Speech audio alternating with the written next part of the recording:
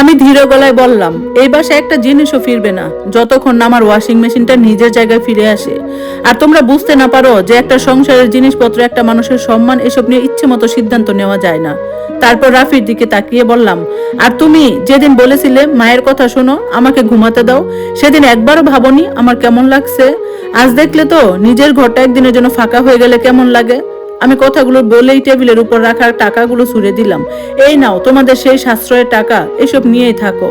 কথা শেষ করে নিজের ঘরে ঢুকে দরজা বন্ধ করে দিলাম। বাইরে তখন তুমুল ঝড়, রাফির গলা স্পষ্ট শুনতে পাচ্ছিলাম। জীবনে সম্ভবত প্রথমবার সে তার মায়ের সঙ্গে এত জোরে কথা বলছে।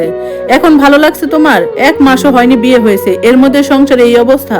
40,000 টাকার জিনিস 5,000 টাকায় বিক্রি করার আগে একবারও ভাবেনি? শাশুড়ি কাঁদো কাঁদো গলায় ভেসে এলো, আমি তো ভালো চেয়েছিলাম বাবা, এই ভালো চাওয়ার জন্য এই অবস্থা। রাফির কণ্ঠে হতাশা, রাগ আর আফসোস মিশেছিল। যেভাবে হোক মেশিনটা ফিরিয়ে আনতে হবে। কিছুক্ষণ পর দরজা বন্ধ হওয়ার শব্দ পেলাম। সম্ভবত দুজনে বেরিয়ে গেছে। বিকেলের দিকে শুনলাম তারা সেই লোকের বাসায় গেছে যে ওয়াশিং মেশিনটা কিনেছিল। লোকটা প্রথমে ফেরত দিতে রাজি হয়নি, কারণ এত কম দামে এমন একটা মেশিন পাওয়া সত্যিই ভাগ্যের ব্যাপার ছিল। শেষ পর্যন্ত রাফিকে অতিরিক্ত টাকা দিতে হয়েছে। অনেক তর্ক বিতর্কের পর মেশিনটা ফেরত আনার ব্যবস্থা হয়। সন্ধ্যার দিকে দরজার কড়া নাড়ার শব্দ হলো। আমি ধীরে ধীরে ঘর থেকে বের হলাম। বেরিয়ে যা দেখলাম তাতে আমার ঠোঁটের কোনো অজান্তে একটা হাসি ফুটে উঠলো। একজন পরিচিত লোক ড্রয়িং রুমে আসবাবপত্র গুছিয়ে রাখছে। সোফা, টেবিল, টিভি সব আবার আগের জায়গায় ফিরছে। রাফি চুপচাপ দাঁড়িয়ে আছে। তার পাশে আমার ওয়াশিং মেশিন, এখনো গায়ের নতুন স্টিকার লেগে আছে। আর শাশুড়ি, তিনি মাথা নিচু করে দাঁড়িয়ে আছেন। মুখে আগের সেই কঠোর ভাব নেই, বরং এক ধরনের অস্বস্তি আর লজ্জা স্পষ্ট। আমি কিছু বললাম না। রাফি এগিয়ে এলো, আমার সামনে এসে ধীরে ধীরে বলল, নীরা, আমি সত্যিই দুঃখিত। তোমার পাশে দাঁড়ানো উচিত ছিল। আমি ভুল করেছি। তোমার জিনিস, তোমার সম্মান, সবকিছুর গুরুত্ব দেওয়া উচিত ছিল।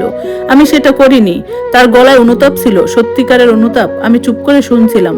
এরপর শাশুড়ি এগিয়ে এলেন, চোখ দুটো লাল হয়ে আছে, সম্ভবত অনেক কেঁদেছেন। তিনি নিচু গলায় বললেন, মা, আমাকে মাফ করে দিস। আমি ভাবিনি ব্যাপারটা এত দূর যাবে। তোকে কষ্ট দিতে চাইনি, আর কখনো তোর কোনো ব্যাপারে অনুমতি ছাড়া সিদ্ধান্ত নেব না।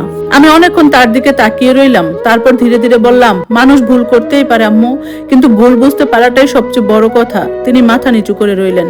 ঘরের পরিবেশটা ধীরে ধীরে স্বাভাবিক হয়ে উঠলো। সবকিছু আবার আগের জায়গায় ফিরতে লাগলো। রাতের মধ্যে পুরো বাসা আগের মতো গুছিয়ে গেল। সেদিনের পর অনেক কিছু বদলে গিয়েছিল। শাশুড়ি আর কখন আমার জিনিসপত্র নিয়ে মন্তব্য করতেন না। কোনো সিদ্ধান্ত নেওয়ার আগে জিজ্ঞেস করতেন, আর ঘরে ঢোকার আগে দরজা নক করতেন। আর রাফি, সে বুঝেছিল সংসার মানে শুধু মা বাবার কথা শোনা চলা নয়, সংসার মানে নিজের সঙ্গীর সম্মান রক্ষা করাও।